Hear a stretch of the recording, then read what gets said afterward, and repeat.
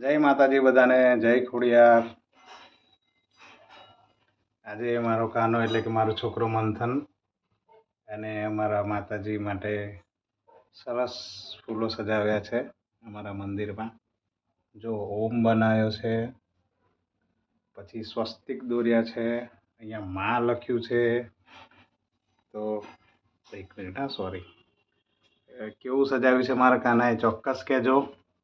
જો કંઈક આ રીતે દેખાય છે।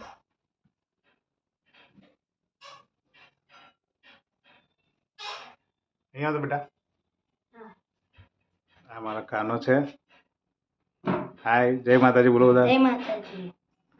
અને આ સજાવ્યું છે। આ કાનાની પણ ચેનલ છે, મંથન પડિયાર રોયલ દરબાર, તો ચોક્કસ સર્ચ મારજો યુટ્યુબમાં અને એને પણ લાઈક શેર અને સબસ્ક્રાઈબ કરજો।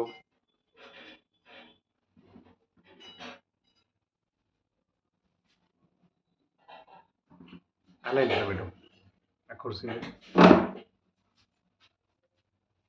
તો બરોબર લાય આવો।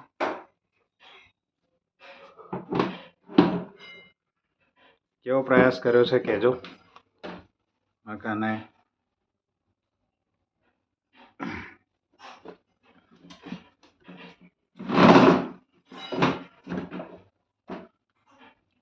માં લખ્યું છે, માં જો, એટલે આજે એક તમારી સાથે વાત કરવા જઈ રહ્યો છું।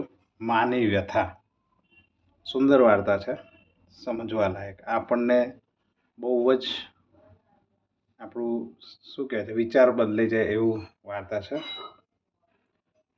એક પતિ પત્ની દિવાળીની ખરીદી કરવા જઈ રહ્યો હતું। પતિએ કહ્યું, જલ્દી કર, મારી પાસે ટાઈમ નથી, એટલે હું કહીને બેડરૂમમાંથી બહાર નીકળી ગયો। ત્યારે બહાર બેઠેલી તેની મા પર તેની નજર ગઈ। કંઈ વિચાર કરીને પાછો રૂમમાં આવ્યો અને તેની પત્નીને કીધું,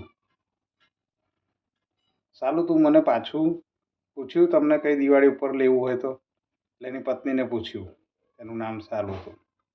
સાલીને કહ્યું, આ ઉંમરમાં એમ, એટલે માને પૂછ્યું, એમ એની પત્નીને પૂછ્યું કે માને પૂછ્યું કે માં તમારે શું લાવવું?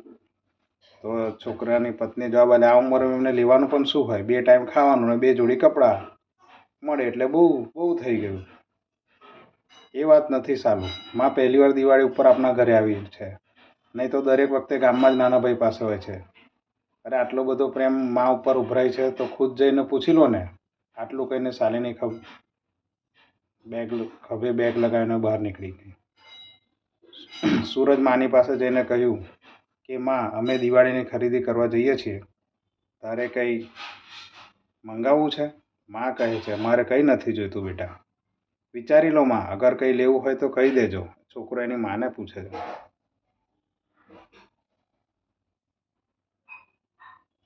સૂરજે બહુ જોર દઈને કીધું એટલે માં કહે, ઊભો રે બેટા, હું લખીને આપું છું, તમે ખરીદીમાં ભૂલી ન જાઓ। એટલું કહીને માં અંદર ગઈ। થોડી વાર પછી આવી લિસ્ટ સૂરજને આપી દીધું। સૂરજ ગાડીમાં બેસતા બેસતા કહ્યું, જોયું સાલું માને કંઈ લેવું હતું પણ કહેતી નહોતી, મેં જોર દીધું, પછી લિસ્ટ બનાવીને આપ્યું। માણસને રોટી કપડાં સિવાય બીજી કોઈ ચીજની પણ જરૂર હોય છે।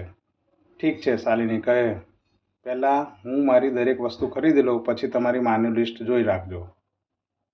બધી ખરીદી કરી દીધા પછી શાલિની કહે, એસી ચાલુ કરીને ગાડીમાં બેઠી છું, તમે તમારી માની લિસ્ટની ખરીદી કરીને આવજો। અરે શાલિની, ઘડીક રહે, મારે પણ ઉતાવળ છે, માના લિસ્ટની ખરીદી કરીને સાથે જ જઈએ।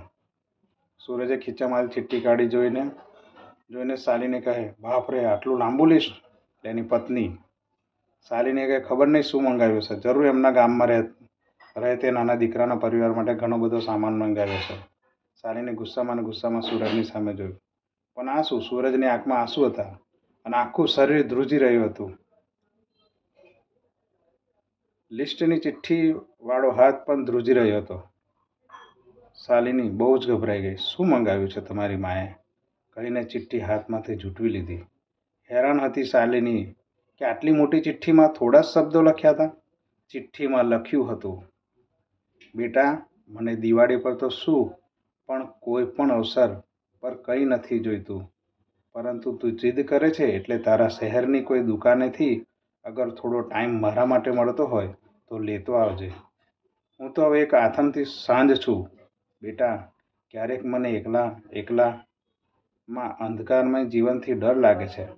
પલ પલ હું મોતની નજીક જતી જાઉં છું. હું જાણું છું બેટા, મોતને બદલી શકાતું નથી કે પાછું ઠેલાતું નથી. મોત એક પરમ સત્ય છે. પણ બેટા, આ એકલપણું મને ડરાવે છે. મને ગભરામણ થાય છે. થોડો સમય મારી પાસે બેસ બેટા. થોડા સમય માટે પણ મારા બુઢાપાનું એકલાપણું દૂર થઈ જશે. કેટલા વર્ષ થયા બેટા, મેં તને સ્પર્શ પણ નથી કર્યો. એકવાર આવ બેટા, મારી ગોદમાં માથું રાખીને સૂઈ જા. હું તારા માથામાં મમતા ભર્યો હાથ ફેરવી. શું ખબર બેટા, હવે આવતી દિવાળી સુધી હું રહું કે ન રહું.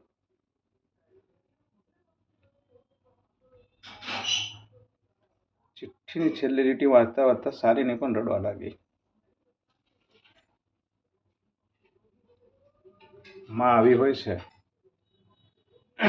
મિત્રો, આપણા ઘરમાં રહેતા વિશાળ હૃદયવાળા માણસો, જેને આપણે ઘરડાની શ્રેણીમાં રાખીએ છીએ, એ જ આપણા જીવનનું કલ્પતરું છે, આપણું માર્ગદર્શન છે. એટલે યથાયોગ્ય એમની સેવા કરો, માન સન્માન આપો અને હંમેશા યાદ રાખો, આપનો પણ બુઢાપો નજીક જ છે.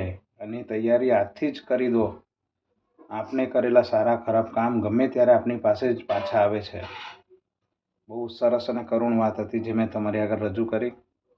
કે એક માને કશું નથી જોઈતું હતું, એને પાસે એને ટાઈમ ખાલી જોઈતો હોય છે, જે આપણે આપી નથી શકતા. બહુ શર્મજનક વાત છે. તો જેના પણ ઘરમાં ઘરડા માં હોય, એમના ચોક્કસ એમના ખોળામાં બેસીને એમની મમતા ભર્યો હવાલ તમે લેજો. એવી આ વાર્તાથી જે મેં તમારી આગળ રજૂ કરી. વાંચતા વાંચતા મારા પણ આંખોમાં આંસુ આવી ગયા. કારણ કે મારી પણ માં હાલમાં નથી રહ્યા. એટલે બહુ ઘણું દુઃખ થાય છે. પણ ભગવાનને જે ગમ્યું ખરું. પણ મારી પણ ઈચ્છા આવી કંઈક હતી કે માને આપણે સાચવી લેવી જોઈએ. એટલે આપણા પણ દિવસો આવવાના છે, ઘરડા થવાના જ છે. તો તમારા ઘરમાં જે પણ ઘરડી વ્યક્તિ હોય એની સાર સંભાળ રાખજો. અને દિવાળીમાં કંઈ ના આપો પણ એને વ્હાલ આપજો. એની ગોદમાં બેસજો, માની ગોદમાં, અને મમતા ભર્યો હાથ ફરાવે એવું કંઈક કામ કરજો. તો સૌને દિવાળીની હાર્દિક શુભકામના એડવાન્સમાં તમને કહું છું. કારણ કે માં તમારા ઘરે છે તો એ જ જીવતી જાગતી માં છે. આ માં બેઠી છે મારા ઘરે, અને આ જીવતી જાગતી માં તમારા ઘરે બેઠી છે ભગવાનના રૂપમાં. તો એને ચોક્કસ રાજી રાખજો.